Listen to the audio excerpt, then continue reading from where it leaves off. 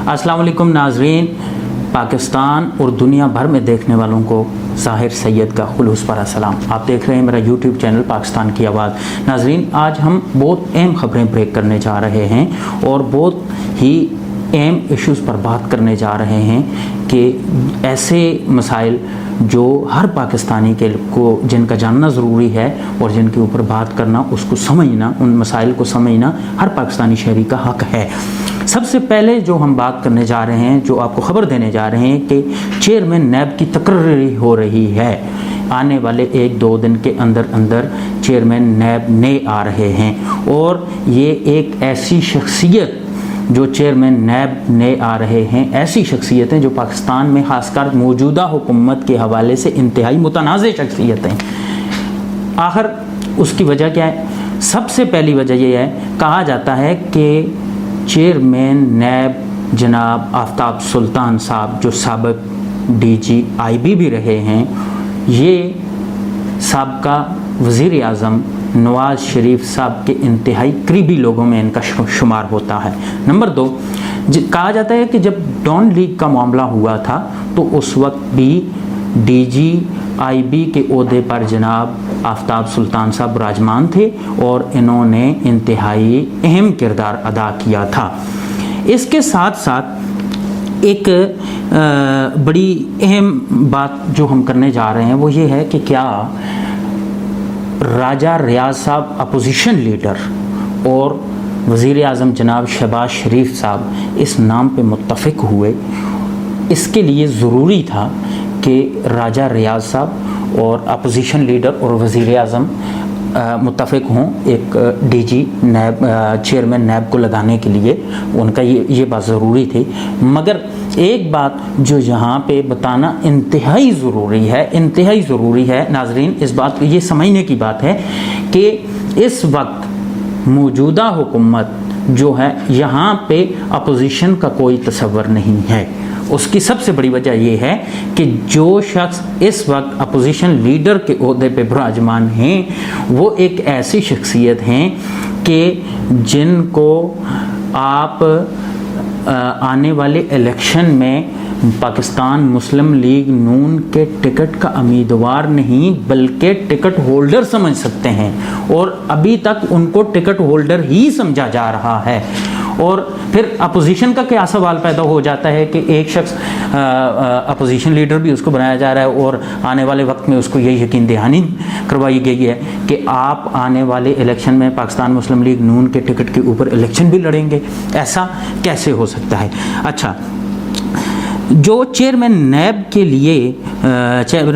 کی تقرری کے لیے وزیر اعظم اور اپوزیشن لیڈر کا اتفاق ہوا ہے، یہ بات اپنی جگہ پہ ٹھیک ہے، درست ہے، مگر ایک متنازع شخصیت جس کے بارے میں یہ ذرائع کا بھی کہنا ہے اور آپ تھوڑا سا ماضی میں چلے جائیں تو ڈان لیگ کے حوالے سے یہ سب باتیں بالکل روز روشن کی طرح عیاں ہیں، اور ہر جو صحافت سے ریلیٹڈ ہے، جو سیاست میں دلچسپی رکھتا ہے، یہ سب باتیں اس کے اوپر عیاں ہیں کہ اس ملک میں کیا کچھ ہوا ہے اور کیا کچھ ابھی ہونے جا رہا ہے۔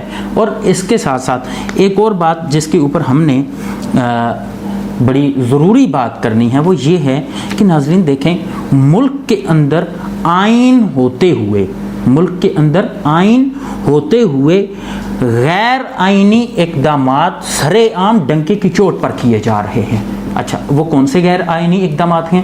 سب سے پہلے بات کہ جب ایک جماعت کو مینڈیٹ ملا ہے، پبلک نے اس کو مینڈیٹ دے دیا ہے، تو پھر ضمیر کی خرید و فروخت بند ہونی چاہیے۔ ہارس ٹریڈنگ اس ملک کا بہت بڑا مسئلہ ہے۔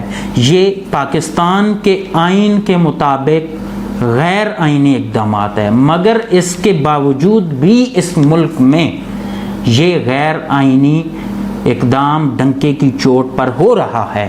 آخر کیوں؟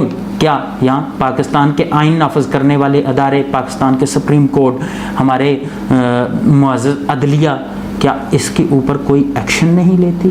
کیا عدلیہ بے بس ہے؟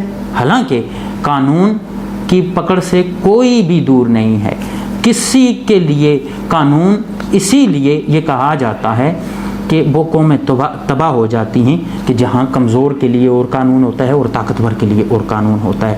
یہاں بلکہ یہاں اس سے تو اس کو آسان کر کے ہم یوں بھی کہہ سکتے ہیں کہ جہاں تک مجھے یاد پڑتا ہے یہ نبی پاک صلی اللہ علیہ وآلہ وسلم کی ایک حدیث مبارکہ کا مفہوم ہے، مگر اس کو آسان کر کے ہم یوں کہیں کہ اس ملک کے اندر پاکستان میں آئین و قانون طاقتور کے گھر کی لونڈی ہے اور غریب کے لیے وہ طاقتور ہے، بس اتنی سی بات ہے.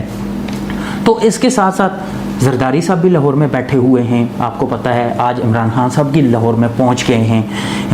زرداری صاحب نے باقاعدہ طور پہ اپنا کام شروع کر دیا ہے. حالانکہ چودھری شجاعت صاحب کے پاس پچھلے دن جب وہ گئے تو انہوں نے واضح طور پہ یہ بات کہی کہ اگر آپ ہمارا ساتھ دیں تو ہم جیت سکتے ہیں. مگر چودھری شجاعت صاحب نے واضح طور پہ یہ کہا کہ ایک سائڈ پہ چودھری پرویز الہی صاحب جو ہمارے بھائی بھی ہیں اور ہماری پارٹی کے بڑے عہدیدار ہیں، وہ آلریڈی وزیر اعلیٰ کی سیٹ کے کینڈیڈیٹ ہیں. ہمارے جتنے بھی ایم پی ایز ہیں ان سب نے ان کو ووٹ دینا ہے. تو اس کے بعد انہوں نے کہا کہ بھئی نمبر گیم سے نکلیں اور ملک کو ترقی کی راہ پہ گامزن کرنے کے لیے کہ سب مل کر ایک پیج پہ آئیں اور بیٹھ کے بات کریں. ہمارے لیے بڑے افسوس کی بات ہے کہ یہاں پہ اس ملک میں مجھے انتہائی افسوس سے کہنا پڑتا ہے کہ اس ملک کے اندر ضمیر کو خریدنے کے لیے بڑی بڑی رقوم کے عوض ان کو بکنے کی آفر کی جاتی ہے. ان کو کہا جاتا ہے کہ آپ اپنا ضمیر بیچ دیں، اتنے پیسے دیں گے، اتنے پیسے دیں گے. مجھے بڑے افسوس کے ساتھ یہ کہنا پڑتا ہے کہ آج جو لوگ یہ کام کر رہے ہیں، ہارس ٹریڈنگ کر رہے ہیں، منڈیاں لگائی ہوئی ہیں، ان کے لیے میں صرف اتنی بات کہنا چاہ رہا ہوں کہ ان کے ساتھ پہلے بھی کوئی لوگ آئے مگر ساتھ چل نہیں سکے. مجھے مرحوم پروفیسر حبیب جالب کے ایک شعر یاد آ رہا ہے کہ جس میں انہوں نے کہا تھا کہ یہ اعجاز ہے حسن آوارگی کا، یہ اعجاز ہے حسن آوارگی کا، رے جہاں بھی گئے داستان چھوڑ آئے، جہاں بھی گئے داستان چھوڑ آئے، ملے تھے بہت ہم سفر زندگی میں، ملے تھے بہت ہم سفر زندگی میں، نہیں یاد کس کو کہاں چھوڑ آئے. یہ سیاست ہے اور یہی ہوتا ہے.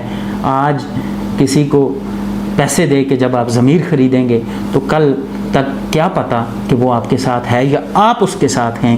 ہمیشہ بڑے افسوس کے ساتھ یہ بات کہنی پڑتی ہے کہ پاکستان میں سیاست کے نام پہ منافقت کی جاتی ہے، اور منافقت بھی کیا، غیر آئینی منافقت کی جاتی ہے.